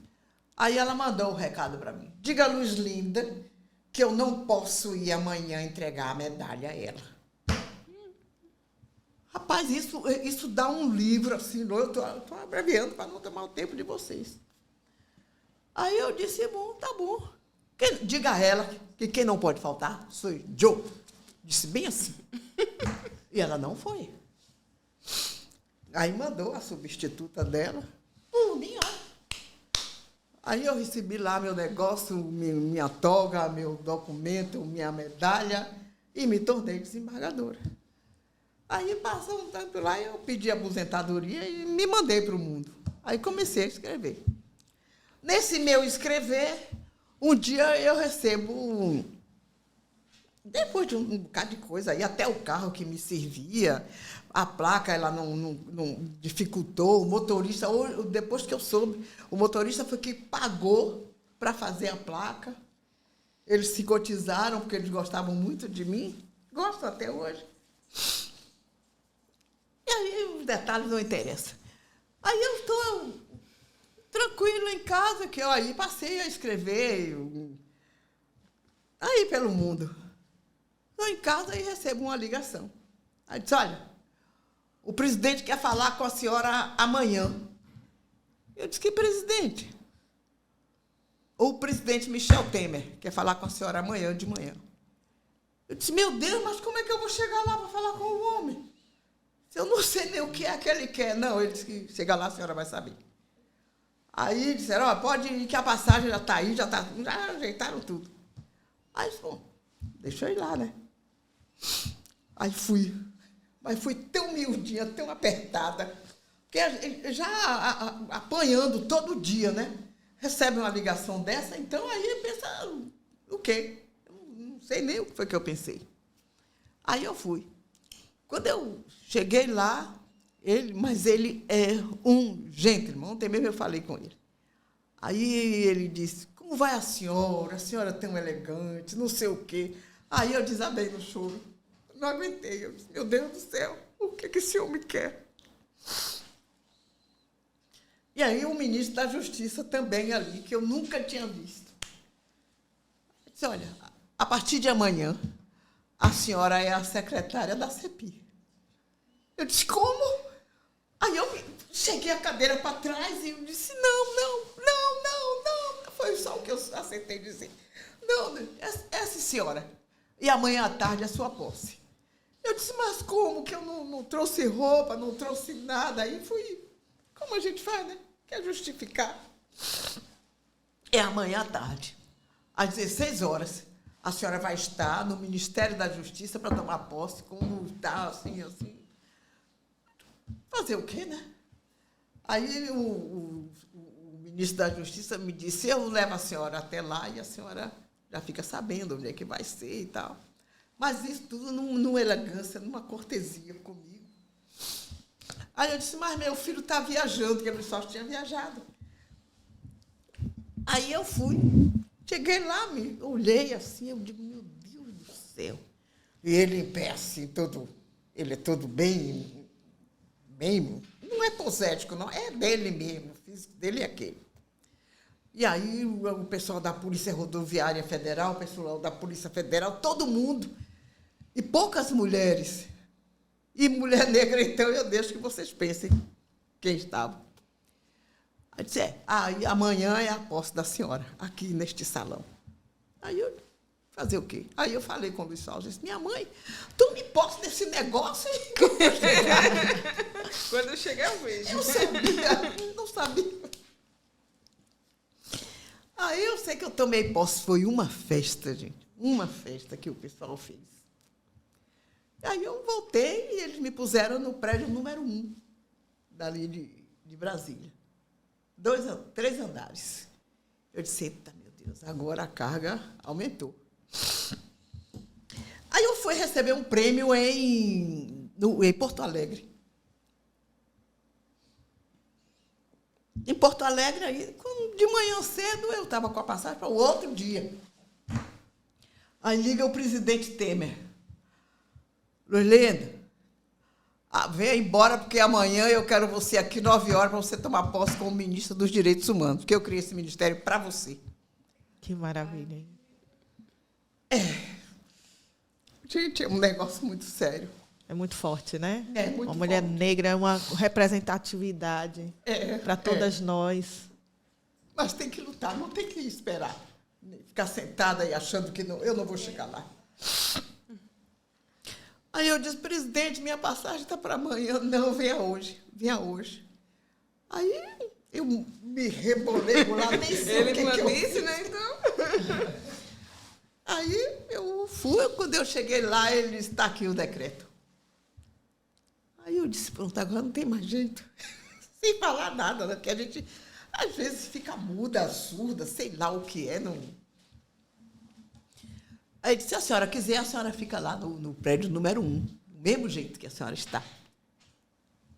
Aí me deu assessoria, me deu tudo que vocês puderem imaginar.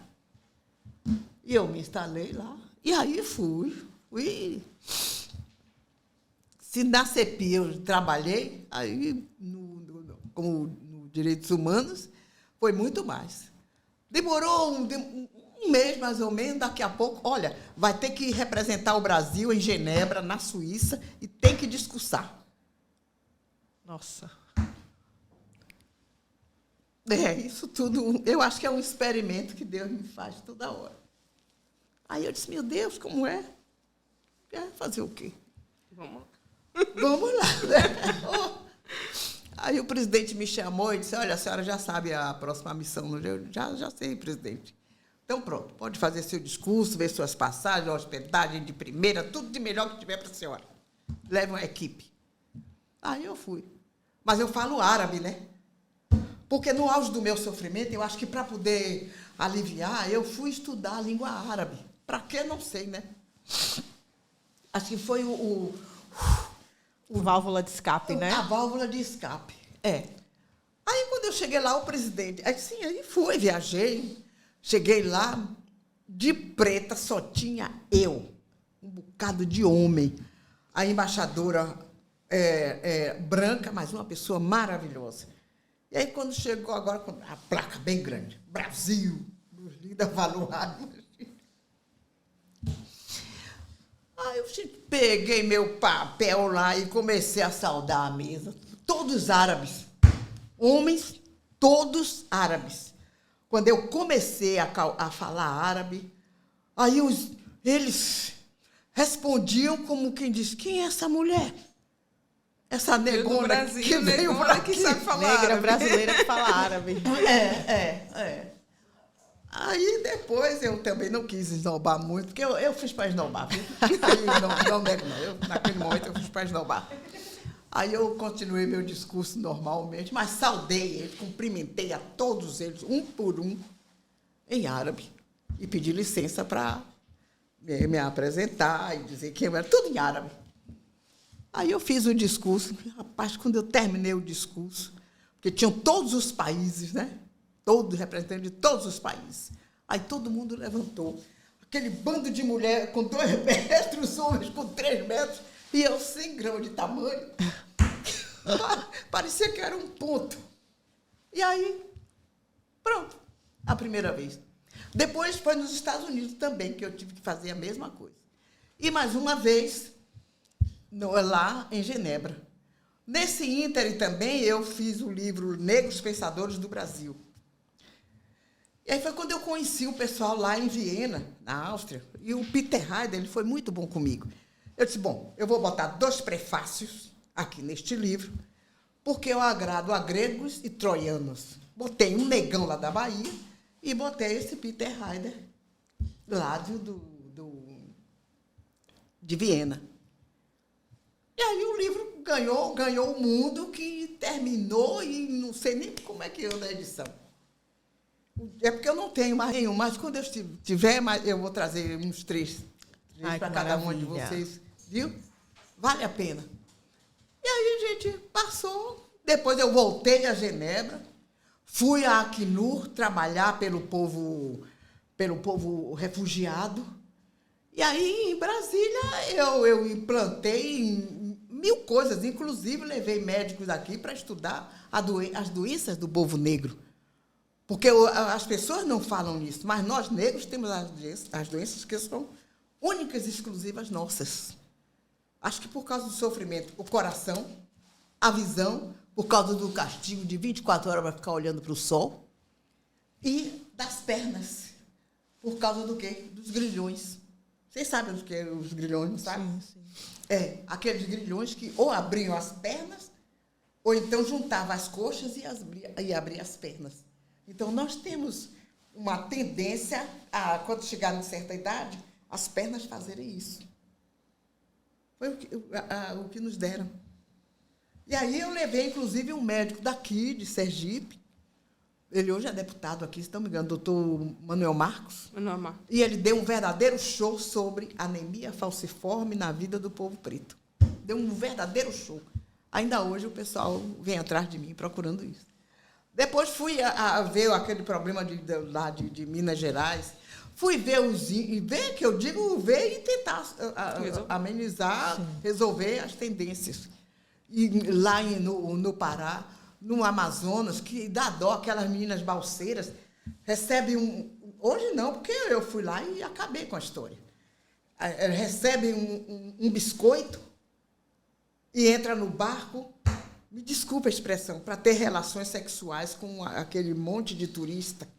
Aí um dia eu soube, eu disse, não, eu vou lá. Se eles querem as meninas, querem a velha. Aí eu fui com toda a ousadia, no ponto que eles iam buscar as meninas. Aí cheguei lá, não apareceu um, aí o policial federal disse, doutora, eles são bobos, ministra? Eles sabendo que a senhora vai chegar aqui. Vão vir. Todo aparato da Polícia Federal ali. Eu já fui com tudo para mandar trazer, sim, botar cada um no seu lugar. E aí, em Minas Gerais, aquele desastre que teve, que matou não sei quantas pessoas, eu fui lá, não este que aconteceu agora, mas que aconteceu lá atrás. Eu fui para lá, também ao incêndio daquela... Da boate? Como é que chama, meu Deus? Da creche. Da creche. Sim, eu lembro. Da creche. Depois a prisão indevida de um religioso aqui em Pernambuco, que eu paguei com meu dinheiro, eu paguei advogado para ir lá e o cidadão não tinha culpa nenhuma, só porque ele tocou o candomblé e aí não gostaram. E por aí fui. Então, gente... E, por fim, o que é que eu fiz? Todos os senhores sabem, e senhoras sabem, que o ex-governador do Rio de Janeiro foi preso. E como a esposa dele também foi. Como eles tinham filhos pequenos, menores, acho que de 4 ou 6 anos, ela cumpriu a pena em casa, sim, domiciliar. Aí, o que eu aproveitei? Porque eu fui lá ver, lá em Brasília tem uma prisão chamada Colmeia, só de mulheres. Aí eu fui lá, chorei neste dia, que só Deus sabe. Quando eu vi uma mulher tirar o peito para amamentar o filho dentro de uma cadeia, gente, falando assim é bom, é bonito. Mas para a gente que é mulher e ver uma mulher negra com um momento desse, eu digo, não, eu tenho que fazer alguma coisa por esse povo. Quando eu vi a decisão do Supremo, que ela podia cumprir a pena em casa, eu disse, agora eu quero para mim, aquelas mulheres todas que estão lá atrás, não somente as da Colmeia, usufruam também deste mesmo benefício. Aí, o que eu fiz? Peguei um táxi e aí fui lá no Supremo, conversei com a ministra, ela disse, pois não, Linda, pode ficar tranquila. E aí todas essas mulheres hoje usufruem desse benefício graças a essa minha luta. Claro que não foi assim, chegou, já fez, já está pronto, não é desse jeito, de maneira nenhuma. Teve também um que eu fui a um instituto de uns cegos, aí não vou dizer onde. Cheguei lá, quando eu vi onde as pessoas estavam, eu digo, meu Deus, não é possível. Fiz alguma coisa.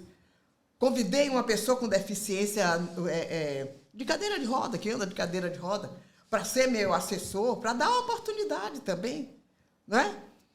E aí fui andando. Peguei livros e livros e livros, verdadeiras bibliotecas, distribuí pelo Brasil inteiro para as cidades, as escolas do interior. E encontrei uma menina aqui que hoje ela está estudando na UNIT.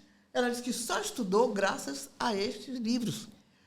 Distribuí kits para as prefeituras, os conselhos tutelares, em quase todos os municípios, inclusive para aqui, para municípios de Sergipe. Então, foi um trabalhar sem conta, era um trabalhar de dia à noite, e a cada hora chegou um tempo que eu disse, não, agora eu tenho que botar esse povo para ler a lei. Aí eu pegava a Constituição, pedindo lá no Congresso um monte de Constituição, e fui para a rodoviária lá de Brasília, e o povo ia passando e eu entregando outro. Aí o pessoal, doutora, não pode, ministra, a senhora sozinha. E eu digo, ninguém me pegou, ninguém me machucou, fique tranquilo. Então, eu vivo desse jeito. Aí é difícil, gente. Muita gente não gosta de mim, porque eu cheguei lá dizendo logo, eu não gosto de dinheiro. Eu quero o meu dinheiro que eu ganho aqui, ó, na luta e na labuta, do meu suor. Tanto que até hoje, eu vou contar uma coisa a vocês. Até hoje eu não recebi meu salário, um mês de salário, como ministra dos Direitos Humanos. Pode até parecer brincadeira, né? Mas eu não recebi. Eu tive que entrar na justiça, através de um advogado daqui também, um outro, doutor Cristiano, para poder, e o processo está caminhando, né? Caminhando aí, como Deus quer e como Deus manda. Porque eu, para viver lá, eu aluguei meu imóvel, eu andava de táxi, eu não usava carro oficial para ir para a feira, para o supermercado, nada disso. Eu não ia no samba, na dança, no sacudido, nada disso. Eu aluguei, eu comprei, minha irmã comprou meus móveis eletrodomésticos, levei tudo para lá. Tudo isso foi custo. Chegou uma hora que eu tive que tomar um empréstimo na mão de minha irmã e de meu filho, para poder me manter. O Gustavo saía daqui e ia para lá para fazer meu supermercado, porque eu não ganhava meu dinheiro. Porque alegavam que, mas ela ganha o dinheiro da aposentadoria. Uma coisa é a aposentadoria e outra coisa é trabalhar, né? E eu chegava lá no Ministério, tanto no Ministério quanto na CEPI, cedo. Eu sou uma maré cedeira. E tem um detalhe. Durante a CEPI, teve as Olimpíadas. Então, se criou ali alguma coisa só com algumas religiões. Aí, quando eu soube, eu disse, não, tem que ser ecumênico. Bota as religiões de matriz africana aí dentro também.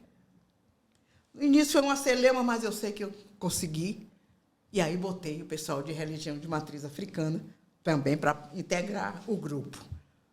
Depois tinha acontecido alguma coisa, alguns maus tratos quase físicos com aquela a menina Silva e com aquele jogador de futebol do Rio Grande do Sul. Eu peguei eles dois e levei como quem leva 2 filhos para lá, para as Olimpíadas, porque eles foram excluídos. Então, gente, é difícil ser negro neste Brasil. Quem quiser saber o que é ser negro ou negra no Brasil, fique negro só 24 horas. Não precisa mais do que isso. Basta esse tempo. Vocês não sabem o que até hoje eu passo. que até hoje eu sofro. Porque eu gosto de gente. Eu não quero saber quem é. E não gosto de dinheiro. Eu gosto do meu dinheiro. Porque todo mundo gosta de ver o negro e a negra na cadeia, né? Não com a caneta, mas nós somos competentes. Nós sabemos o que fazemos e quando nós fazemos com perfeição. Eu acho que é isso que eles têm medo.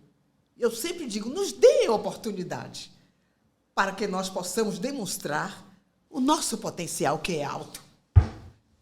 Nós somos criativas e criativos.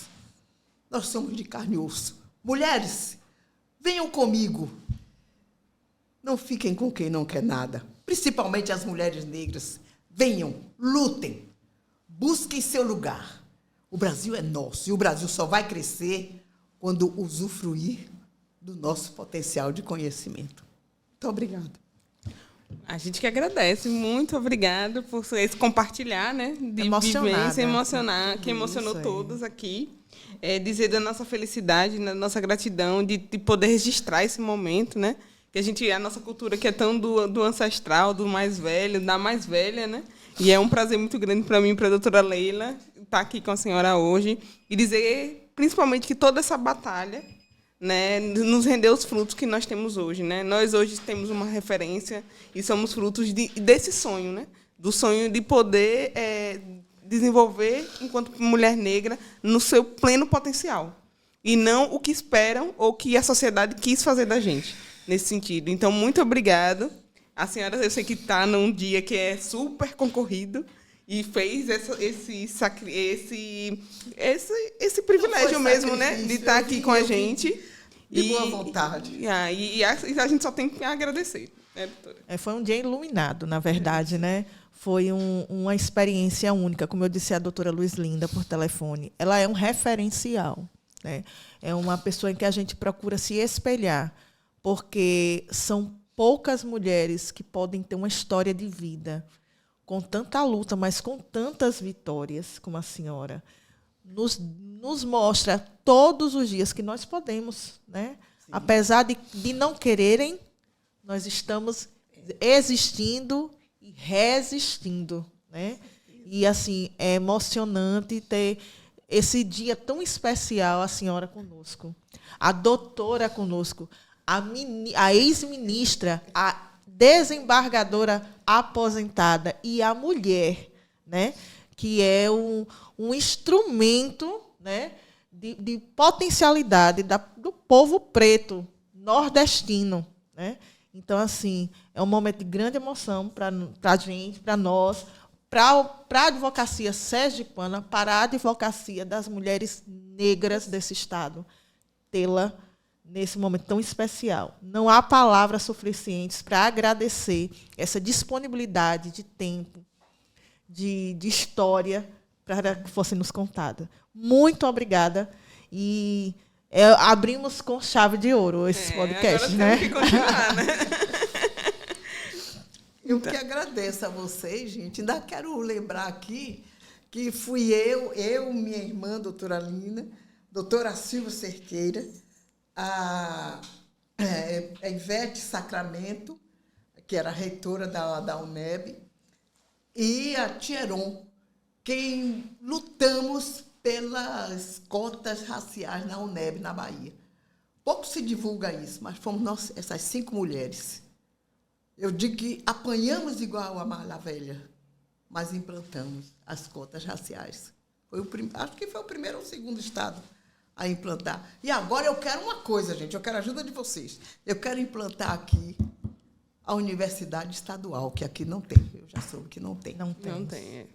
Nós precisamos Precisamos, com certeza. Precisamos. Tudo que for ampliar a educação, E a inclusive a educação educação para o nosso liberta. povo, então, é isso. A educação. Por que não querem nos dar esse? Porque a educação liberta, né? Com certeza. Então, quanto mais instruído, mais educado for um povo, mais ele sabe seus direitos e pode E vai buscar. Exatamente. Não é? Pois é, gente. Muito obrigada. Desculpe a emoção, mas é porque é muito doído. Eu não sei. Outro dia, meu médico, ele é cardiologista, e ele me disse, Luizlinda, eu acho que seu coração é de alumínio, Porque mesmo morando na beira da praia, sofrendo o que você já sofreu, ele continua intacto. Ele não tem nada. Você não tem nenhuma doença cardíaca. Eu digo, muito obrigada, ele era aqui. Então, vamos agradecer, finalizando aí o nosso primeiro podcast com a doutora Leila, a doutora Clarissa, a doutora Luzlinda. É um prazer muito grande ter a senhora aqui com a gente. E vamos aí pensar nos próximos episódios, né, Leila? Falar também uma coisa. A desembargadora, aposentada, ex-ministra, doutora Luzlinda, vai lançar um livro, uma biografia, né? Está escrevendo aí, eu sei que vai ser sucesso, né? E isso vai ficar nos anais da memória preta do Brasil. Hoje mesmo eu falei com o doutor Cristiano que eu estou aí alinhavando, porque está sendo muito difícil, com o pessoal da FAMES, para escrever um livro sobre algumas mulheres, muitas mulheres daqui do estado de Sergipe. Mas está um meio difícil, viu? Mas a gente vai conseguir. A senhora conseguiu isso tudo? Vai conseguir, Com certeza. Não tenho dúvida. Ele disse que vai nos ajudar. Não tem profissão, seja quem for. É mulher? Então venha, vamos. Para dizer que Sergipe tem mulheres dinâmicas, atuantes. Com certeza. Não é? O que seria de Sergipe sem as mulheres? Não é? Verdade. Meu objetivo é exatamente este. Exatamente. E eu trouxe ali, acho que um livro, uma antologia, que eu faço parte também. Até isso lá em Curitiba eu consegui. Eu faço parte da Academia de Letras José de Alencar. Eu ocupo a cadeira número 6 lá. Que maravilha. Né? É. Uma acadêmica. Além de todos os títulos, uma acadêmica. E eu faço parte de umas academias lá da França, da Espanha. Cadê, meu Deus?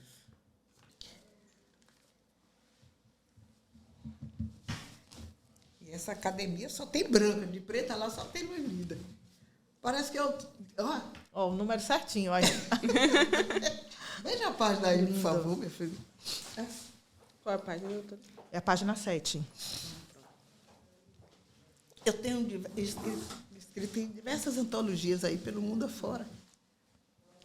Então, vamos finalizar, né? Lendo. Exato. Pensar é viver, é amor, é querer bem. Sem pensar não existe viver, e sim um vazio. Ordeiramente, não há como separar o corpo da alma humana, valendo dizer que o pensamento, usado para o insensível e para a inutilidade, causa o desequilíbrio do ser humano. Pensar não dói, e sim constrói um padrão mental onde o indivíduo é capaz de se conectar com ele mesmo. Pensar é indispensável ao longo do nosso viver, porque ele objetiva também promover a união dos povos e a aproximação das comunidades para a formação de uma sociedade amável, igualitária e universal. É através desse espaço mental que aprendemos a jogar o jogo do contente. Sejamos bons para os jogadores e excelentes aprendizes. Façamos que o nosso pensamento renasça a cada nascer de um novo dia. Então, com esse pensamento, nós... Ainda tem tem uma partinha ainda. Arremato com as seguintes palavras. Pensemos no corpo e na nossa alma. E assim que penso, seguirei pensando. Salve, salve. Luzlinda Dias de Valoar Santos, desembargadora do TJ Bahia e escritora. Cadeira 6, patrono Jaime Balão. Então, com esse pensamento, nós finalizamos o nosso primeiro podcast. Muito obrigada. Obrigada, doutora, e um prazer tê-la aqui. E vamos continuar nos falando, porque nós temos muito que beber dessa fonte. Com certeza. Eu que agradeço a vocês, gente.